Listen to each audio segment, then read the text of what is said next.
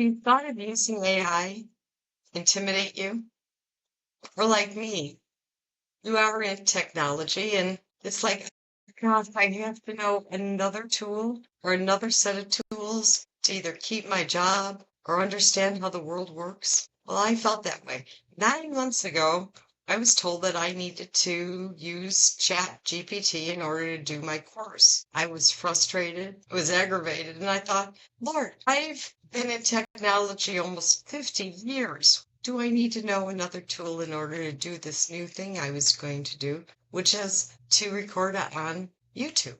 It's frustrating to think that the world is going so fast that I have to keep learning new tools. But I did use it on my trip right after I started the course. I took a vacation and it went from Chicago to San Diego.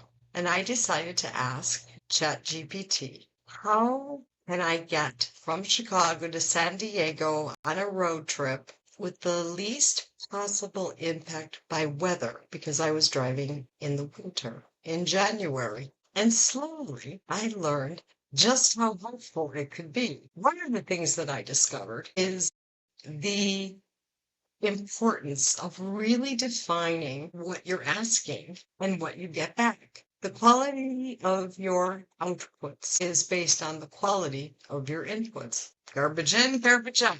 ChatGPT and other AIs like Gemini or Grok work the same way. It's important to keep your heart centered in what you really are trying to accomplish. That first experience with ChatGPT on my vacation planning, it took me 3 days to figure out how to get the best results for me. And if I had any advice to give, that would be one of the very first things, is that while it seems intimidating and it could also be exciting, it's important to really keep your soul and your heart in space with the AI so that you're asking questions that make sense and that you get answers that also make sense to you. So my advice to you would be that you take it slow.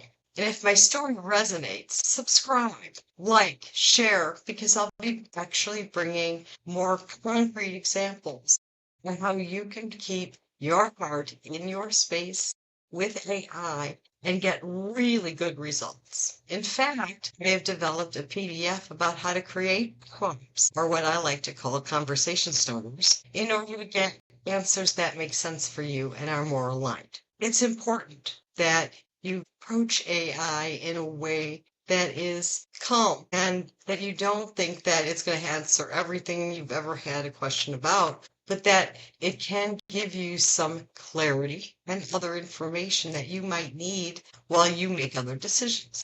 You always have to keep yourself in its place, even though there are a lot of things that AI can do. One of the very first things I would suggest is pick a tool, just one, and learn about it. Learn deeply about it. And it doesn't have to take a long time, but you'd be amazed at some of the things that you could discover as you play with it. I learned, like my travel example, I learned one of the best ways to get from Chicago to San Diego in January, and we avoided every major weather event for a 14-day period. And now it wasn't just ChatGPT, it was a weather AI, it was a travel AI, and what we don't understand or we don't realize is that we've been using AI for a long, long time. So again, my advice would be first, pick one particular AI interface that you'd like to learn. Deep dive it. And what I mean by that is really investigate it, really play with it. There are so many AIs that begin with free accounts that you can take your time, explore, deep dive it, and begin to learn how that AI will interact with you. In the next video, I will talk about how you can actually set up your AI to answer you in ways that are familiar and helpful. And also a cautionary tale or statement that you can have your AI learn you and repeat that it is an AI or remind you that it is an AI so you don't get caught up in some emotional connection that the AI does not have. In fact, I have a question that was sent to me from one of my subscribers just about that topic, and I'll be sharing my answer and more specific ways to handle AIs in day-to-day life. Again, if you've liked this video and this content and you look for more content like this and tricks, tips, hints, and ways to keep your heart centered, then subscribe, hit the thumbs up, like this video.